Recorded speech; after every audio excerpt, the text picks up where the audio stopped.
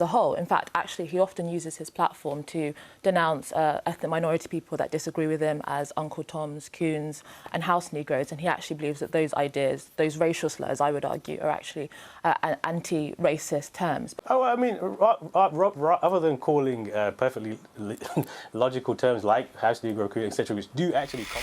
It's just disgusting listening to this.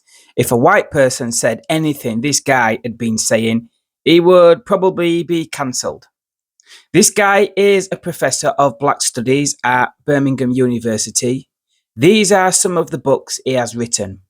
He is also a race-baiting Marxist who hates Britain and Western society in general and wants to see it destroyed by revolution. And that is what he dedicates his career to, as he said here. When you say undo the system, then what do you mean? I mean, simply revolution. I mean, I'm not going to lie. This is a revolutionary argument. The book so it's a revolutionary argument. Yeah, the book I wrote, this is a prequel to Back to Black, Retelling Black Radicalism, which is the book I wrote previously, which actually says, look, we need to do something different. We need to overturn. You cannot just rely on these institutions because they are actually the problem. And the whole point of the book was to say, well, look, let's just really analyze it. You can't separate racism from capitalism. So you need to do something else, right? There is no other solution than revolution. In that. No doubt with your revolution, you will destroy everybody that has different views. And I fear very much that if you succeed, you're a bad man. A revolution that simply seeks to assert one set of values in your fashion is actually very dangerous. The problem is, these far-left lunatics may seem fringe, but they have so much cultural power, they are now turning Britain into a self-loathing nation. That is the whole point of constantly attacking our history and culture. And now they smell blood, they are going in for the kill. Hence, they are bringing up reparations for slavery again. Anything up to 14 trillion are the estimates. It's just another way to attack us and hopefully bankrupt us. In this debate, he more or less tells her it's okay to use racial slurs against her because in his eyes, she's a traitor to the Black Power movement and therefore deserving of ridicule. However, she made him look a fool, as you'll hear. And why wouldn't she?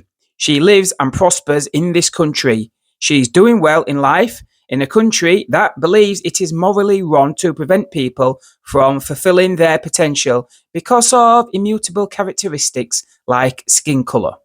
In fact, we are seeing people of colour get special privileges now just because we are intent on showing the world we are not racist.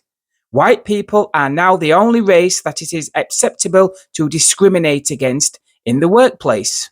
Outrageously, he says all of Britain is rich because all our wealth comes from slavery. It's just lies and nonsense. Environmental and geographical factors were more favourable for civilization in Europe than in Africa. This quickly led to advancements in politics, science, innovation, and ingenuity. That and the fact we were competing with other European nations pushed Britain and Europe forward technologically beyond any other continent. There is nothing wrong with acknowledging the wrongs of the past, but our guilt is being used against us now by nefarious actors on the extreme left, like Kehinde Andrews. This won't stop until we start taking pride and celebrating who we are and the good in our history. That starts with telling people like him where he can stick his 14 trillion. Anyway, here's the full debate. What sort of money and amounts are we talking about? Well, there have been some estimates for the Caribbean. It's between 3 and 14 trillion, but it really is a large amount of money because you have to imagine that slavery lasted for 300 years.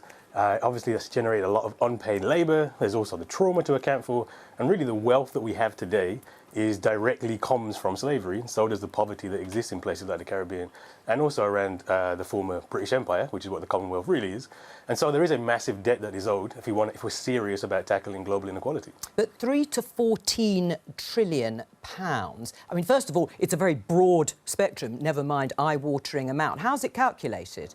There's different ways to calculate it. So one of those is you can calculate the unpaid labour. One of the things you can do actually is you look at the reparations were paid after slavery to these slave owners.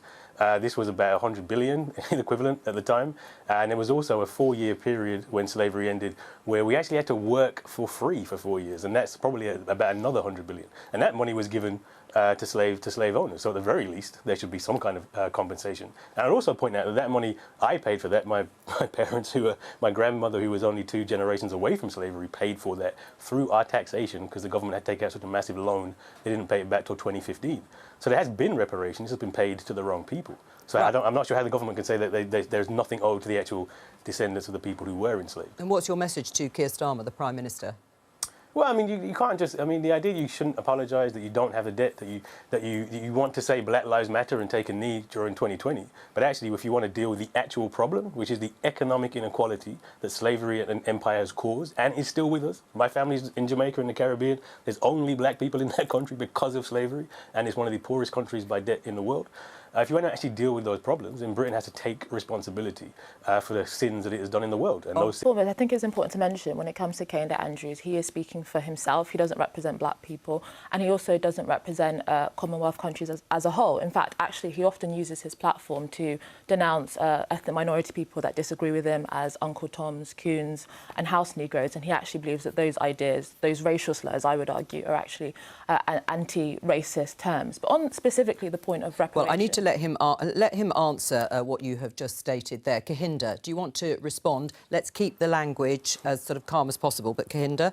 Oh, I mean, other than calling perfectly logical terms like House Negro, etc., which do actually come from political protest and are not racial slurs, that's rather accurate. Yes, there are black people. Can be better. Maybe the next Prime Minister who doesn't want to support reparations, who doesn't think that government should pay back reparations and support anti-racist campaigns. And I think it's perfectly reasonable in that situation where actually I am talking about the collective of black people, the collective of the people who are harmed by the Commonwealth. Well, you don't speak for me, when there are black and brown Kehinde. people who go against those collectives, of course you should call them out. Why would we not? Well, so I'm happy that it's clarified that the things that I said about him are actually accurate.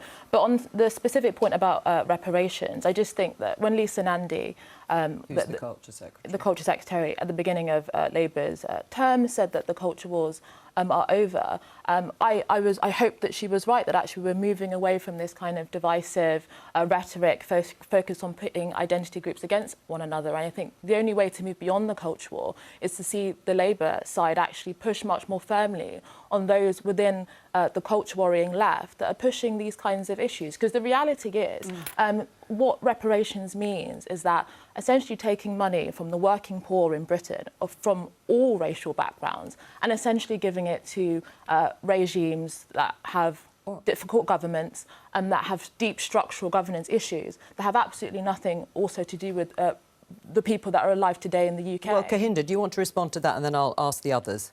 The reality is that if you live in the UK, all of us, and there is racial discrimination in the UK, but the standard of living here compared to somewhere like Nigeria or Jamaica is so much higher because of slavery, because of the wealth that is in this economy, because of slavery and empire. So you're already doing better living here than you would be if you were living in the former colony. So it's because we benefit from the sin of slavery. Therefore, we have a debt to pay back to those who don't. It's that simple. I'm of Nigerian heritage. Many of my family live in Nigeria. I find it very interesting that actually this discussion about reparations does not actually have much political cachet in Nigeria at all. It's primarily a discourse in the Caribbean, and there's particular reasons for that. But this idea that reparations is the primary issue that African individuals within Africa are thinking about in terms of their daily life and improving their economic circumstances is just not true. Malcolm X says, if you stick a knife in my back 9 inches and pull it out 6 inches, then that's not progress. Even if you pull it all the way out, then that's still not progress. You have to heal the wound. And the reality is that these things are not past. The wealth and the poverty are still with us. The knife is still very much in our back. And if we are serious about don't say Black Lives Matter and then say we're not going to talk about reparations, because that means everything you're saying is absolutely meaningless. Talking about growth in this context is ridiculous. You cannot explain the poverty in large parts of the former empire, which is still has probably about 1 billion people in absolute wretched poverty, without actually dealing with the historical conditions that has led to that point. These places are poor because Britain is rich, and you cannot deal with that problem if you don't repair the wound. All right. And so Just admit that you want to have a racist government. Admit that you want to have a racist society. Hang on. Anyway, this is a point for me to apologise for some of the language that was used earlier on, because there will be many viewers that will have found it offensive. I think that what was the great thing about Britain in terms of examining its history is actually partly the abolition of slavery, but also the fact that racism within our society is incredibly taboo, and there are big social consequences for being a racist within society. So I actually think that we live in a very tolerant and accepting society for a lot of groups. And I think the problem with a lot of Cane Day and many people that argue what Cane Day argues, their arguments, is that they essentially want to reaffirm this relationship of inequality by saying that some countries can only be advanced economically or on equal standing if Britain does that, where there's no agency at all on the parts of those societies at all. They're entirely dependent on what Britain does for them economically. And I don't see how any country could actually have pride in itself, authority, and a strong citizenry when its entire identity is dependent on what Britain does for it. And just quickly on the point of development aid, I completely agree with you. Actually, we do live in a country that wants to support other countries and to help them economically. This idea that we don't... The aid budget has been cut, of course, the international aid budget. And that's something that we can talk about, but that should not be on the basis of some of the things that Cane Day is talking about. I think most people actually do want to support countries that are facing poverty and other issues. Kahinda Andrews, thank you very much for joining us.